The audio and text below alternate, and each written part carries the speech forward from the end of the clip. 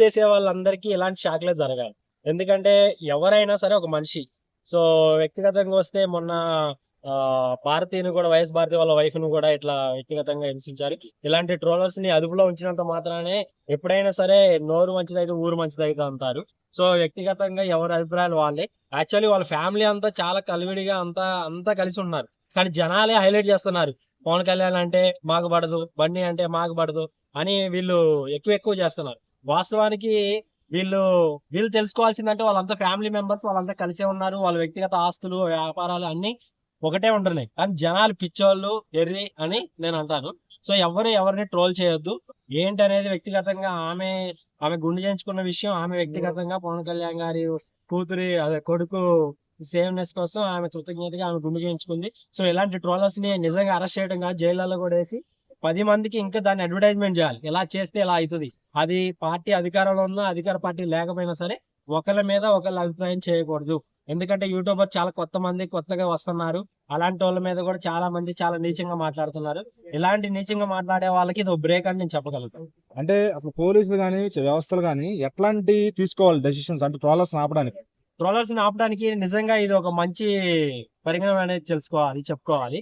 Complete గా ఏంటంటే ఇలాంటి ట్రోలర్స్ ఎవరైతే ఉన్నారో వాళ్ళని ఐడెంటిఫై చేసి వాళ్ళ ఫేస్‌లను చూయించి ఇలా చేస్తే ఇలా అవుతున్నారు, వీళ్ళ కోర్టుకి వెళ్తున్నారు, ఇది వెళ్తున్నారు.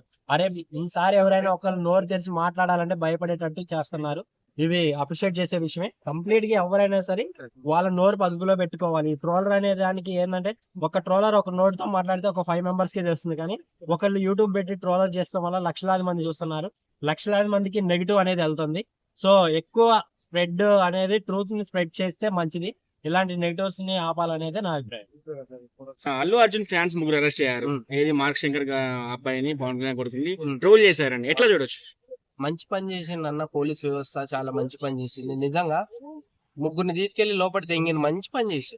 అల్లు అర్జున్ ఫ్యాన్స్ అన్నారు ఎవరైనా కానీ, అల్లు అర్జున్ ఫ్యాన్స్ కానీ ఇంకోటి కానీ అడ్డమైన మాటలు, అడ్డమైన పోస్టులు, ఇష్టానుసంగా ఏవి పడితే అవి మాట్లాడితే ముగ్గురు నేసిండ్రో. ఇంకా రాబోయే రోజుల్లో ఇట్లాంటి ట్రోల్స్ చేయకుండా ఎవరైతే ట్రోల్ చేస్తారో వాళ్ళని గిట్ట లోపటేసి ఉతకాలి గట్టిగా. వీళ్ళు మామూలుగా కాదు.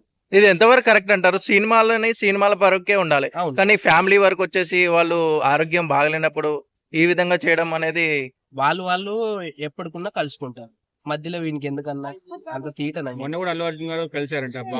మొన్ననే అల్లు అర్జున్ పవన్ కళ్యాణ్ కలిశారు అని కొంచెం పాజిటివ్ వచ్చింది. ఇప్పుడు మళ్ళీ దీన్ని ఆగం చేస్తారు. దాన్ని ఎట్లా చూడొచ్చు? వాళ్ళు మంచిగా ఉన్నారు. ఎప్పటికీ ఎన్ని గొడవలైనా వాళ్ళు మంచిగా ఉంటారు. మనమే ఇక్కడ నష్టపోయేది, మనమే జైలుకు పోతున్నాం. ఫ్యాన్స్ అయినా ఎవరైనా సరే మనం జైలుకి వెళ్ళడం ఎందుకు, మనం దెబ్బలు తినడం ఎందుకు? ఇట్లా ట్రోల్ చేయకుండా మంచి పని చేశారు. పోలీస్ వ్యవస్థ చాలా మంచి పని చేశారు. ముగ్గురు వేసిన ఇంకా రావాలి. ఇంకెవడ ట్రోల్ చేసినా వాళ్ళందరూ రావాలి, వాళ్ళందరూ జైలు పాలు కావాలి. అప్పుడు తెలుస్తుంది పోస్టులు కానీ ఈ ట్రోల్స్ కానీ ఎవరు చేయకుండా ఉంటారు. హైదరాబాద్ లో గిట్ట జరగాలి. ఇక్కడ గిట్ట చాలా మంది మాట్లాడిన ఇక్కడ నుంచి తీసుకెళ్ళి ఆంధ్రాలో దింగాలి. అప్పుడు తెలుస్తారు ఆ కొడుకులకి. నిజంగా కాదు ఇది. ఇట్లా చేయాలి.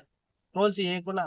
ఫ్యామిలీ మ్యాటర్ కి ఎందుకన్నా ఏమైనా ఉంటే సినిమా అభిమానిస్తే అభిమానికి ఏదన్నా సినిమా పరంగా ఉండాలి, కానీ ఫ్యామిలీ విషయాలకి, పర్సనల్ మ్యాటర్స్ కి వెళ్ళడం ఎంత మంచి పద్ధతే కాదు. వాడికి ఇప్పుడు తెలిసింది కదా, ఇంకోసారి రాడు. ట్రోల్ చేయడు, కామెంట్ పెట్టాడు, ఏం చేయడు. అంటే మహిళలు అని చూడకుండా, చిన్న పిల్లలను కూడా చూడకుండా డైరెక్ట్ ఇంత దారుణంగా ఈ ట్రోలర్స్ కి ఏం చెప్తారు? ఇదే కదా ఇప్పుడు నుంచి అందరికి తెలుస్తుంది. ఎవడైతే ట్రోల్ చేసిండో చక్కగా తీసుకెళ్లి జైల్లో దింగుతారు, ఉతికి ఆరేస్తారు. అప్పుడు తెలుస్తుంది. మొన్న జరిగినటువంటి టీడీపీ కార్యకర్త వైఎస్ భారతిని పైన అనుచిత వ్యాఖ్యలు చేసిన అతను కూడా అరెస్ట్ చేశారు.